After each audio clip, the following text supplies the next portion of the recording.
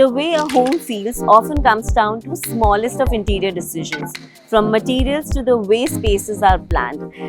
Joining us today is Rohini Bangla, who is known for creating elegant and thoughtfully spaced interior projects. Welcome to Voices of IDAC. Thank you so much, Benita. Thank you for having me here. I'm absolutely thrilled to be here. Same here. Thank you so much for joining us.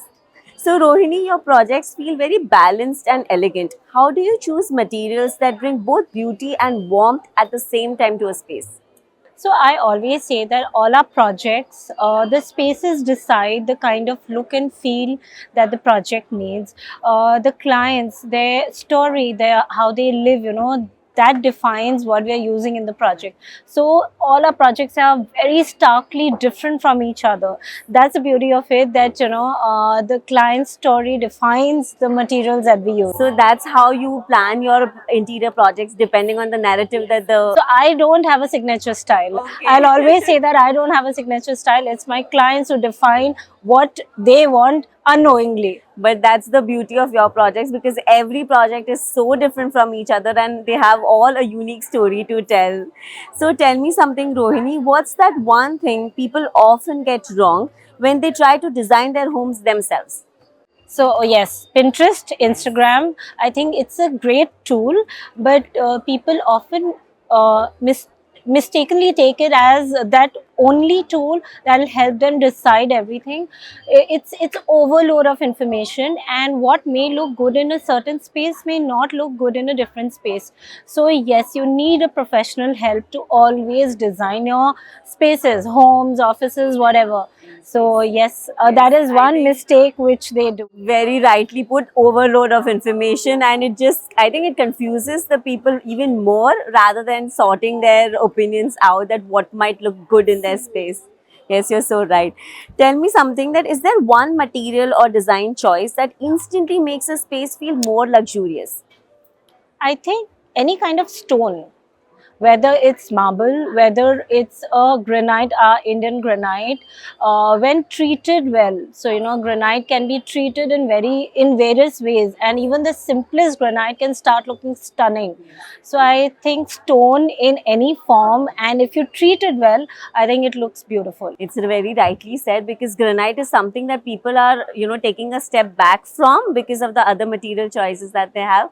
But if they are curated well, I think that's every stone has its own beauty. Exactly, and India is blessed with those beautiful old those stones, and we have amazing quarries. So yes, I love bringing Indian materials into our projects a lot and exploring them. That's fantastic.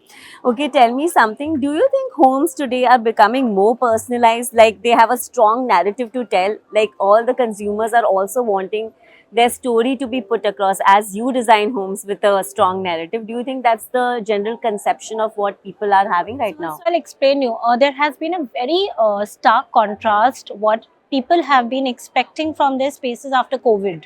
So during COVID, they all were confined to homes, and they started realizing the beauty of living and experiencing their homes. It was no longer a space where they just came down after the end of the day to just sleep. So the narrative of clients has changed. They now want spaces that are more personalized. They are trying to take less vacations and enjoy more at their home.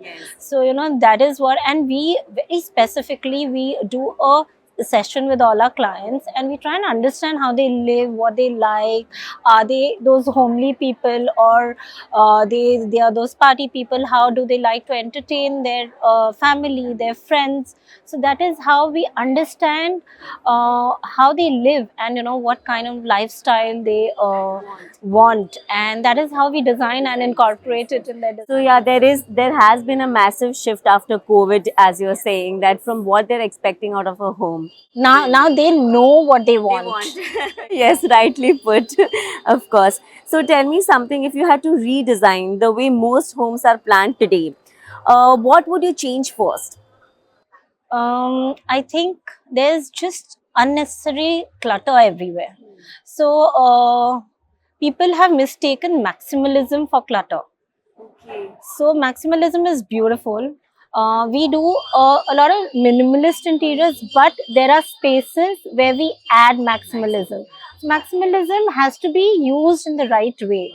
So I think removal of clutter not only brings good energy to a space, but yes, starts making your space look much more larger and more usable. Yeah, more breathable also, I feel. That is fantastic.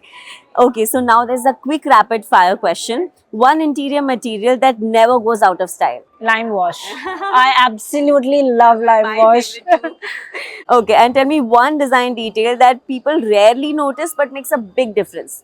The kind of detailing you do on any surface, whether it's marble, whether it's your cornice, whether it's your furniture detail, so any kind of smaller detailing that does not hit your eye in one go, but you know, when you're sitting and admiring that piece of furniture, you notice those. Wow, so well put. Love it. So thank you for joining us at Voices of IDAC. It was a pleasure having you and with wonderful insights from you. Yes, thank you. Bye-bye.